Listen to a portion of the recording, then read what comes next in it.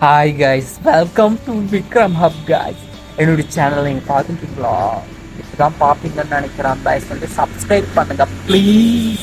Okay guys, இந்த இரவு நேரத்தில் வந்து நாங்கள் படுத்துட்டு இருக்கேன். தனியாக படுத்துட்டு வானத்தை பார்த்துட்டு இருக்கேன். அந்த நேச்சருடைய பியூட்டியை என்னால் என்ஜாய் பண்ண முடியல. Because I am being lonely. ரொம்ப கஷ்டமாக இருக்கு கைஸ். இந்த சமயத்தில் வந்து உங்க கூட ஒரு கதையை நான் ஷேர் பண்ணிக்க விரும்புகிறேன். Once upon a time, I lived a ghost. Vikram வயதான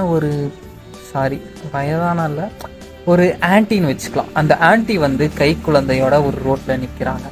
இந்த ரோட்டில் தனியாக நிற்கிறாங்க. அந்த டைம் என்னன்னு பார்த்தீங்கன்னா நைட்டு 12 மணி. அந்த டைமில் வந்து தனியாக ரோட்டில் போயிட்டுருக்காங்க. யாருமே இல்லாத ரோடு, ஒரு அமைதியான பீஸ்ஃபுல்லான ரோடு. அந்த டைமில் ஒரு ஆட்டோ வருது.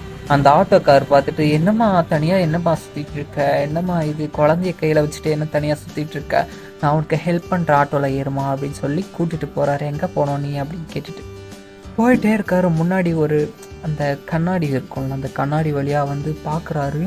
பின்னாடி அந்த அம்மா என்ன பண்ணுது, அந்த குழந்தைய வந்து பிச்சு பிச்சு சாப்பிடுது. அவன் அதை பார்த்துட்டு அப்படி தெரிச்சு போய் ஒரு கோயிலில் உக்காடுறான். அவ்வளோதான், அவன் காலி.